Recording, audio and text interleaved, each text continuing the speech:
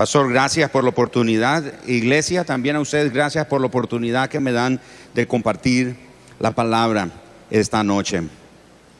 Escuché que el lema esta noche o este mes es sobre las armas, nuestras armas. Y hoy quiero compartirles un arma a ustedes que seguramente cuando la escuchen, lo menos que se le va a venir a la mente es la idea de un arma. Pero vamos a descubrir cómo es que esta arma funciona en nuestra vida. Hace un tiempo atrás estaba en otro país invitado para compartir la palabra del Señor. Y yo estaba esa noche en el hotel preguntándole: Señor, ¿qué voy a compartir? ¿Qué es lo que usted quiere darle a este cuerpo, a este grupo de creyentes? Y oí tan clara la voz del Señor a mi corazón diciéndome: lo que te he dado es para el cuerpo de Cristo. Yo pensé que eso que me dio, Señor, era para mi iglesia, para mi ministerio y para hacerlo ahí en la iglesia local. Y el Señor me dijo: no, lo que yo te he dado es para el cuerpo de Cristo. Así que dalo. Nada de lo que te doy es de interpretación privada, es para el cuerpo de Cristo. Así que les voy a compartir algo que recientemente el Señor me dio y compartí en nuestra casa en Mundo de Fe. Y estoy seguro que va a ser de bendición a su vida también. Prepárese para recibir esta arma que vamos a conocer esta noche. Voy a comenzar diciéndoles que por diversas situaciones en la vida que me ha tocado vivir, hay momentos cuando yo he perdido la paz del Señor. He sentido esos momentos cuando la paz de Dios como que se ha ido de mi vida. Y en esos momentos es cuando me siento vulnerable. En esos momentos me siento tan a la vista de los ataques del enemigo, porque vienen a mi corazón todo tipo de pensamientos. Vienen las mentiras del enemigo de que no va a salir nada bien, de que no voy a poder salir adelante, de que no habrá salida, de que todo está perdido. Y al creer que estoy desprovisto de la paz de Dios, entonces mi corazón se vuelve un prisionero de las aflicciones. Pero no solo mi corazón, mis pensamientos también. Se vuelve prisionero de angustias, de aflicciones, de preocupaciones, de ansiedades, de temores. Pero la forma que se me ha revelado para ser libre es practicar la oración con acción de gracias. Ahora, cuando digo la forma que se me ha revelado, no estoy aquí proponiendo una revelación que esté fuera de la palabra escrita o de la revelación que ya está escrita. Pero lo cierto es que el Espíritu Santo que inspiró esta revelación escrita también nos da revelación de esa revelación que ya fue escrita y nos inspira, y es a nuestra vida una bendición. No sé cuántos de ustedes han estado en un momento cuando leyendo un pasaje en la Escritura se pregunta o llega al punto y dice: ¿cómo nunca vi esto? ¿Cuántas veces pasé por este pasaje? Hasta lo memoricé muchas veces y lo repetí muchas veces, pero nunca entendí lo que ahora estoy entendiendo. ¿A cuántos les sucedió eso? Eso es una revelación de la revelación escrita. Pues a mí se me reveló que la oración de acción de gracia es la que me permite volver a estar bajo la seguridad y bajo la protección de la paz de Dios. Pero me imagino que usted también ha estado en situaciones en las que sintió que perdió la paz de Dios y que no estaba seguro de qué hacer en su vida o con su vida. Ningún poder humano podía ayudarle en ese momento. Se llenó de ansiedad, se desesperó, se angustió y creyó que no había solución, que no había salida, que no había escapatoria. Pero la Biblia nos enseña cómo podemos enfrentar, cómo podemos vencer el sufrimiento, cómo podemos vencer la dificultad, la ansiedad y todo tipo de temor. Si tan solo seguimos principios sencillos de las Escrituras, entonces estaremos bajo la protección, bajo la seguridad de la paz de Dios. Si me está siguiendo, entonces ha escuchado en varias ocasiones que he repetido la paz de Dios. Pensemos en la paz de Dios. ¿Cuál es la imagen que se forma en su mente cuando piensa en la paz de Dios? Cuando vamos nos invitan a un lugar al que nunca hemos ido y nos dicen, ¿qué imagen tienes o qué imagen se te viene a la mente cuando piensas en ese lugar a donde vas? Y uno describe con palabras las imágenes que se le vienen a la mente o se le forman en la mente cuando uno piensa en esa persona o en una situación particular en nuestra vida. Lo mismo sucede con la paz de Dios. ¿Qué viene a su mente cuando piensa en la paz de Dios? Por ejemplo, para algunos las imágenes de la paz de Dios es de completa tranquilidad. Oh, así tranquilo. Para otros es de calma. Para otros es de ternura. Oh, pero qué lindo eso así, eso tan tierno, la paz de Dios. Para otros es de inactividad, es decir, no vamos a hacer nada. Vamos a tener la paz de Dios y vamos a estar sin hacer nada. Para otros es de un absoluto silencio, de quietud, de descanso, de reposo, de concordia, de armonía. Y la lista puede seguir de muchas imágenes que se nos forman en la mente cuando pensamos en la paz de Dios. Sin embargo, la Biblia revela una imagen de la paz de Dios muy diferente. La Biblia revela una imagen de la paz como violenta. Y dice, no puede ser. ¿Cómo es posible que la paz sea violenta? No es solo violenta, es agresiva, es ofensiva, es imponente, es invencible, es impenetrable, infranqueable. Y usted se pregunta, ¿pero de qué paz entonces nos está hablando? Bueno, vayamos a Filipenses capítulo 4, por favor. Ahí en sus Biblias, Filipenses capítulo número 4. En el versículo número 6 y el versículo número 7, descubramos cómo es, descubramos cómo opera la paz de Dios. Dice la Escritura, por nada estéis afanosos, sino sean conocidas vuestras peticiones delante de Dios en toda oración y ruego con acción de gracias. Y la paz, ¿de quién? De Dios, que sobrepasa todo entendimiento, guardará vuestros corazones y vuestros pensamientos en Cristo Jesús. Así que para comprender cómo opera la paz de Dios, necesitamos seguir tres principios muy sencillos. El primero de ellos es que necesitamos tener siempre presente que el Señor está cerca. Una de las doctrinas fundamentales del Evangelio y de las Escrituras del cristianismo es que Jesucristo volverá. ¿Y cuántos aquí esperan la segunda venida del Señor? Esperamos la venida del Señor. Entonces necesitamos tener siempre presente que el Señor está cerca. Si notan ustedes la parte final del versículo 5, el apóstol Pablo dice, vuestra gentileza sea conocida de todos los hombres. El Señor está cerca. Quiero explicarle que cuando la Biblia fue escrita, especialmente la carta que estamos leyendo hoy de Filipenses, no fue escrita con capítulos y versículos como lo tenemos hoy en la Biblia. Se hizo de esa manera, los editores y los traductores lo hicieron de esa manera para que tengamos una mejor comprensión. Pero cuando se recibió esta carta a los filipenses, era un solo escrito. No era en versículos ni en capítulos. De manera entonces que Pablo viene hablando de esta idea y él dice, el Señor está cerca. Eso es algo de lo que nosotros necesitamos mantener en alto y siempre presente. Porque cuando el Señor venga, todos los males van a ser corregidos.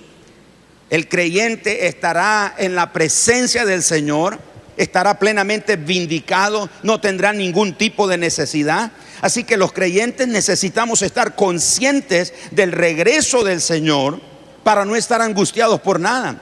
Cuando usted se sienta angustiado, cuando se sienta abatido, lo primero que usted tiene que pensar es que el Señor está pronto a regresar.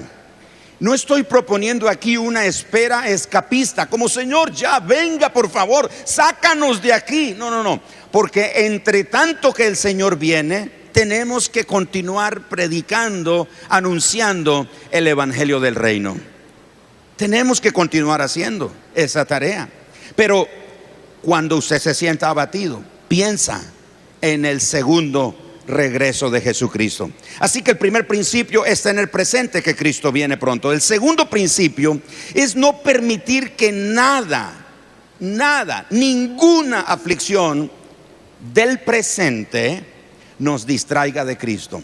Por eso el versículo número 6 dice: por nada estéis afanosos. Vivamos sin ser vencidos por la ansiedad. La ansiedad produce dudas, desconfianza, desánimo. Y el apóstol Pablo tenía mucho por qué estar preocupado y afanoso. Él tenía mucho por qué estar afligido. Estaba prisionero. Según los estudiosos, esta carta es una de las cartas que Pablo escribe estando prisionero en Roma. Tiene un soldado que está encadenado a los pies y a las manos de Pablo. O sea, donde Pablo iba, ese soldado iba. En Hechos capítulo 28, versículo 30 dice que cuando Pablo llegó a Roma, alquiló una casa y estuvo en esa casa por un tiempo, y todos los que querían conocer y escuchar de Pablo llegaban a escuchar a Pablo. Él los recibía, pero había un soldado que estaba atado a Pablo. Tenía una sentencia de muerte, sabía lo que le esperaba. Sin embargo, el apóstol Pablo, en vez de recibir una carta de los filipenses para decirle: Pablo, no te aflijas, Pablo, no te preocupes, Pablo, no te desanimes, Pablo, no te angusties, el Señor está contigo. Es Pablo el que les envía una carta a los hermanos en Filipo y les dice: hermano, por nada estén afanados. Y la palabra afán quiere decir distraído. La palabra estar afanado nos habla de alguien que está distraído, que está desenfocado por otras cosas. Nuestro enfoque tiene que ser Cristo. Nuestro enfoque, nuestro punto de enfoque es Jesucristo. Por eso Pablo anima a los creyentes con su experiencia para que pongan su confianza en el Señor. Y él les dice: no estén afanados, no estén afanosos. En otras palabras, no estén distraídos por los problemas y las circunstancias de la época o del tiempo presente. No dejen que las aflicciones del tiempo presente los desenfoque de Cristo. Y en primera de Pedro capítulo 5, el verso 7, el apóstol Pedro recalca: echando vuestra ansiedad sobre Él, porque Él tiene cuidado de vosotros. Pero Pablo, agregando a eso, dice en Colosenses capítulo 3, versículo 1 y verso 2: si pues habéis resucitado con Cristo, buscad las cosas de arriba, donde está Cristo sentado a la diestra de Dios. Verso 2: poned la mira en las cosas de arriba, no en las de la tierra. No podemos ignorar la realidad que nos rodea, pero usted y yo, como hijos de Dios, estamos conectados a una realidad más alta, a una realidad superior, a una realidad alta, elevada, que no es afectada por la realidad en la que nosotros estamos rodeados. No estoy proponiendo aquí que nos hacemos de la vista gorda, o que ignoramos o nos hacemos los loquitos de la realidad que nos rodea. No podemos negar la enfermedad, no podemos negar la violencia, no podemos negar la realidad de la escasez, de la pobreza, de la aflicción y de todas esas cosas. No las podemos negar, pero por cuanto tenemos puesta nuestra mirada en Cristo, permanecemos conectados a una realidad más alta, a una realidad superior que nos hace mantenernos siempre firmes en Cristo Jesús. El tercer principio que Pablo nos deja aquí es que nos ocupemos en la oración intencionalmente, no ocasionalmente. El asunto es que muchas veces nosotros los creyentes nos metemos a la oración, pero es ocasionalmente, en medio de un problema, en medio de una necesidad, de una enfermedad, una aflicción, un quebranto. Entonces comenzamos a orar. No, Pablo está proponiendo aquí no un tipo de oración que es ocasionalmente, sino que es intencional. Así que nos sucede a la mayoría de nosotros los cristianos. Tenemos mucha información sobre la oración, pero oramos muy poco. Alguien dijo lo siguiente: ¿por qué orar cuando podemos preocuparnos? ¿Por qué orar cuando podemos preocuparnos? Pero el apóstol Pablo nos dice que nosotros debemos de ocuparnos en la oración eficaz. Y él hace uso de 3 distintivos de esta oración. Y él habla de la oración, él habla de la súplica y luego habla de la acción de gracias. Y dice: por nada estéis afanosos, verso 6, si no sean conocidas vuestras peticiones delante de Dios en toda oración y ruego y con acción de gracia. Tenemos que aprender a desarrollar un espíritu de gratitud al Señor. A nuestro Padre le encanta que nosotros le agradezcamos. Y aunque Él sabe que nosotros estamos agradecidos, y Él sabe que nosotros sabemos que Él está agradecido, pero a Él le encanta que nosotros le digamos gracias, gracias, gracias. Porque la gratitud es un recurso hermoso que cambia nuestras perspectivas de queja, de lamento y de sufrimiento, porque nos enseña a ver siempre con una mentalidad, una perspectiva de gratitud. Así que el resultado de la vida de un creyente que ha aprendido a tener presente que Cristo viene pronto, que ha aprendido a no dejarse distraer por las aflicciones del tiempo presente, y que ha aprendido a desarrollar una vida de oración intencional, es ese el creyente que ha aprendido, ha descubierto que la paz de Dios, que sobrepasa todo entendimiento, guarda su corazón y sus pensamientos en Cristo Jesús. Ahora, hay 2 características de esta paz. La primera de ellas, dice el versículo 7, la paz de Dios que sobrepasa todo entendimiento. La paz de Dios no es una tranquilidad temporal, no es una tranquilidad condicional, es una paz que el mundo no puede conocer, es una paz que el mundo no puede recibir más bien. Jesús dijo: la paz os dejo, mi paz os doy. No se turbe vuestro corazón, ni tenga miedo. Esa paz no tiene límites, no está sujeta a las circunstancias. Es un fruto del Espíritu. Es algo que solamente los hijos de Dios pueden disfrutar. La paz de Dios. Y como viene de Dios y como reposa en Él, es que excede cualquier idea humana para comprender la paz de Dios.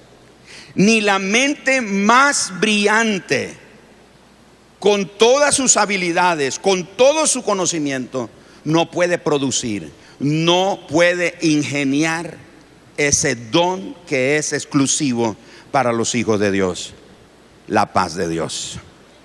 Entonces, esa paz que sobrepasa todo entendimiento, dice Pablo, no hay mente humana, ni la mente más brillante la puede producir, no la podemos ingeniar, solamente puede venir de parte de Dios. Esa paz protege donde el entendimiento no puede. Por eso dice que la paz de Dios que sobrepasa todo entendimiento, porque el entendimiento lo analiza todo. El entendimiento lo razona todo, lo justifica, exige explicación. Y para experimentar esa paz tenemos que rendir nuestro derecho a entender.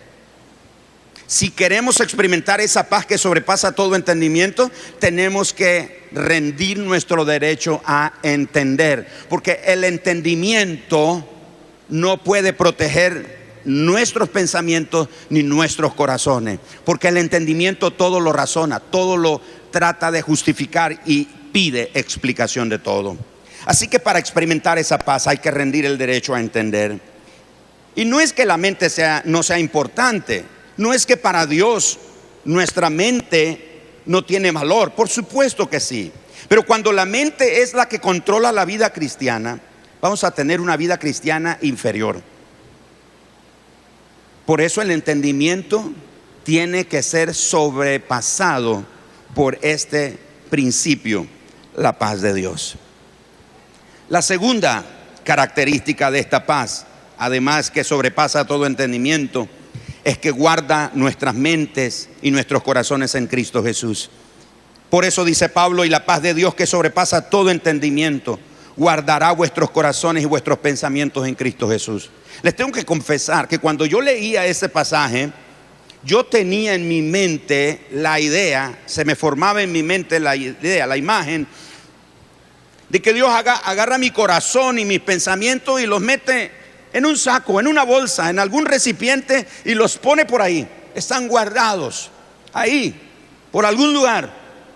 El Señor los tiene guardados. Pero, amados hermanos, déjeme, como se dice, desmenuzar esa palabrita, guardará.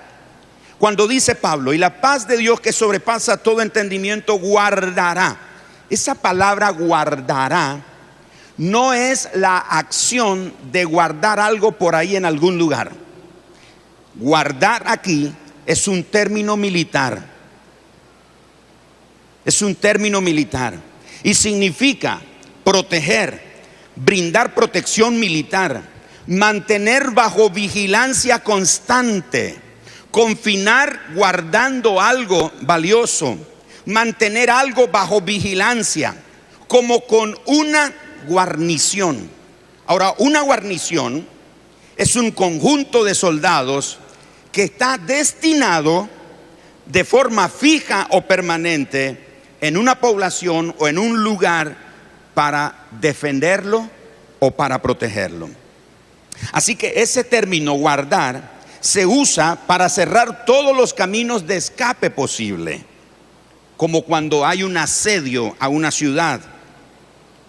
También para proveer protección contra un enemigo, como lo hace una guarnición o una compañía de soldados protegiendo un lugar. También se refiere a la seguridad que el cristiano tiene hasta el final. En 1 de Pedro 1:5, el apóstol Pedro dice: porque sois guardados por el poder de Dios. Pero también se refiere a la seguridad que le pertenece a todo aquel que aprende a poner todos sus asuntos en las manos de Dios.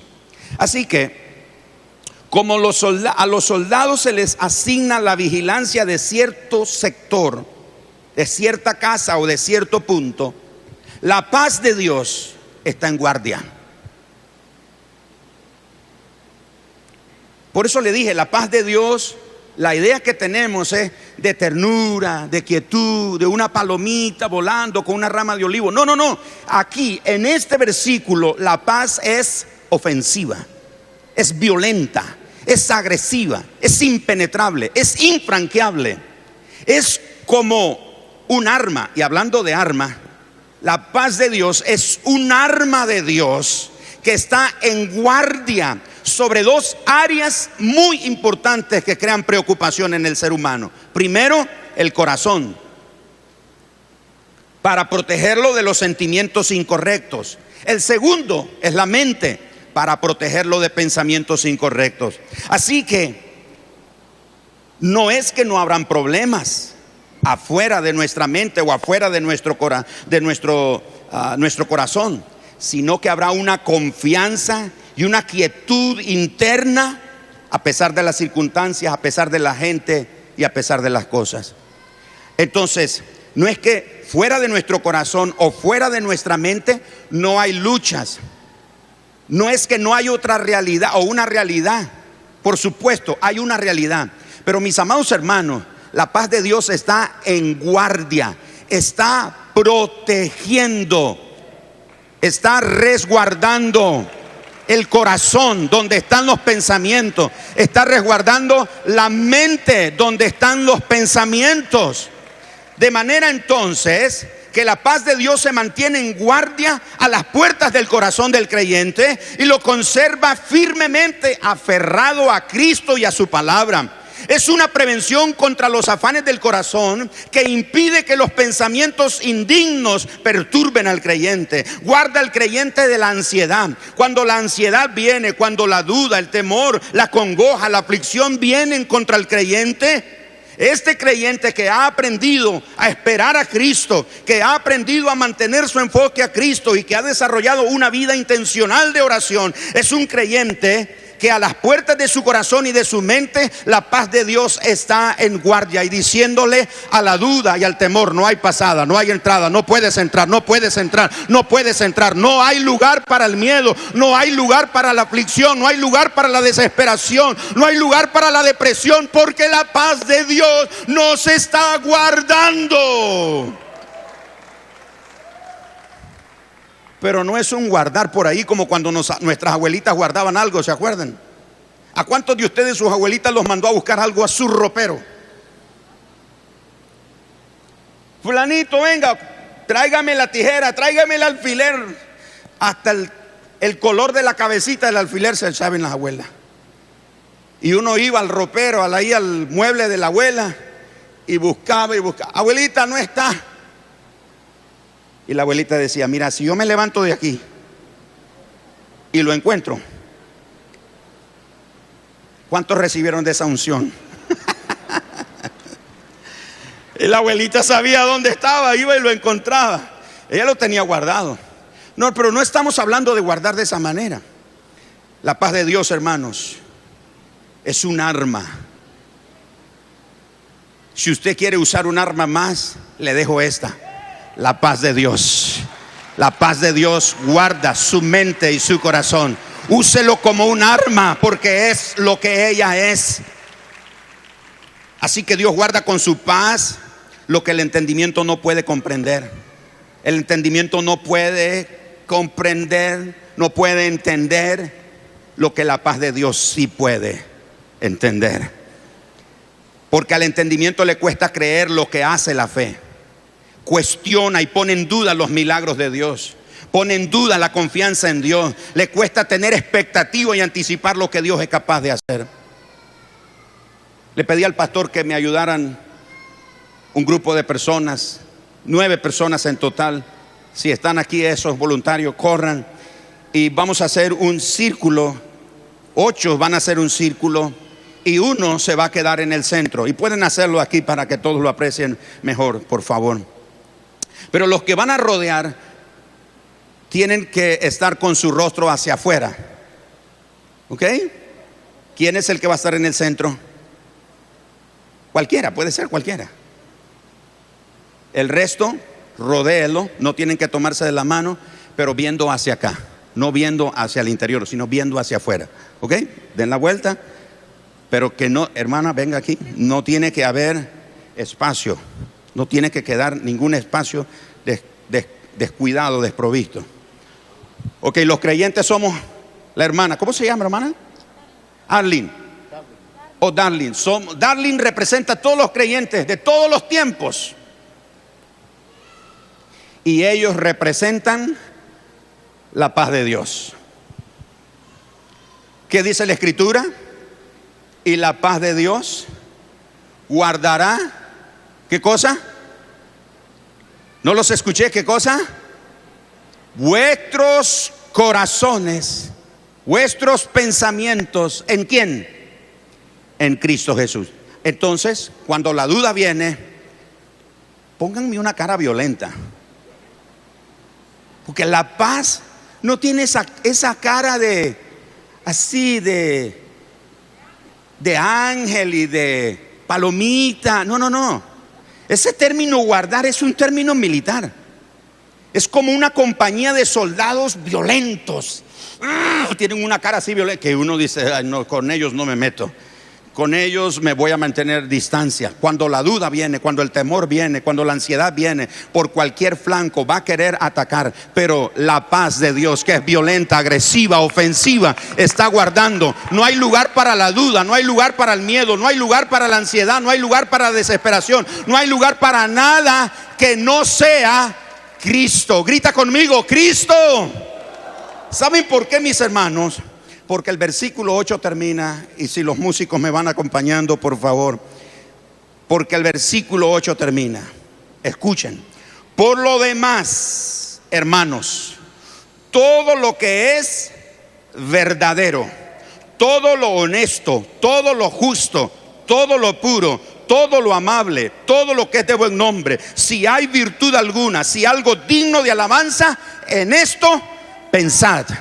Ahora le voy a decir una cosa, este versículo, ¿saben de quién está hablando? Está hablando de Cristo. ¿Saben por qué? Porque Cristo es verdadero, Él es honesto, Él es justo, Él es puro, Él es amable, Él tiene un nombre que es sobre todo nombre, Él tiene toda virtud, Él es digno de alabanza.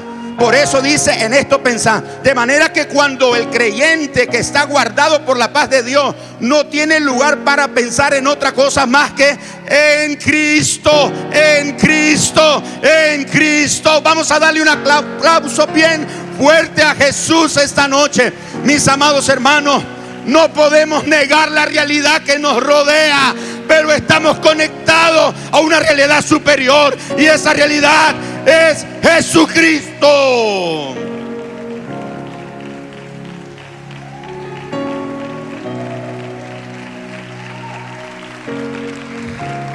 Vamos, vamos, celebren al Señor esta noche, porque ustedes son hijos de Dios, y a ustedes les es dada la paz, la paz, la paz, la paz de Dios. Como un ejército, como una guarnición violenta. Ellos no tienen esa espada ahí de adorno.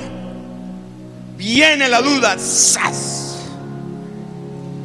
Viene el temor y no hay lugar por donde entra. Entonces ese creyente ahí adentro, protegido, y no tienen otra cosa más que pensar en Cristo. No hay otra cosa más que pensar en Cristo.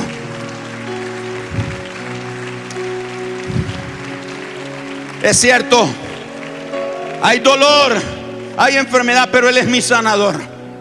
Es cierto, hay escasez, pero Él es mi provisión. Es cierto, hay ansiedad, pero Él es mi paz. Es cierto, hay angustia, pero Él es mi pastor, que no me va a dejar en el valle de sombra de muerte. Es cierto, hay tempestades y violentas, pero Él separa y calma la tempestad. Él prometió en el Salmos capítulo 37, versículo 18, versículo 19, que Él conoce los tiempos de los justos. Él conoce los tiempos de todos, y a ellos en el mal tiempo hará que sean prosperados, y en los días de hambre ellos serán saciados. Cuando pensamos en Cristo, no puedo evitar que las aves hagan nido sobre mi cabeza, pero sí puedo evitar que hagan nido sobre mi cabeza. No puedo evitar que vuelen arriba de mi cabeza, pero sí puedo evitar que hagan nido en mi cabeza. No puedo evitar que los pensamientos vengan al corazón y a la mente. No puedo evitar, pero puedo evitar que hagan nido en el corazón y en el pensamiento, en la mente. Porque la paz de Dios está ahí, guardándome. Y aunque me vean debilitado, aunque me vean abatido, con razón Pablo dijo: estoy perseguido, pero no estoy abandonado. Estoy derribado, pero no estoy vencido. Estoy perseguido, pero no estoy abandonado. Nada me puede separar del amor de Dios, que es en Cristo Jesús, Señor nuestro. Un gran aplauso al Señor. Gracias, hermanos, gracias. Vamos, celebren al Señor, celebren al Señor.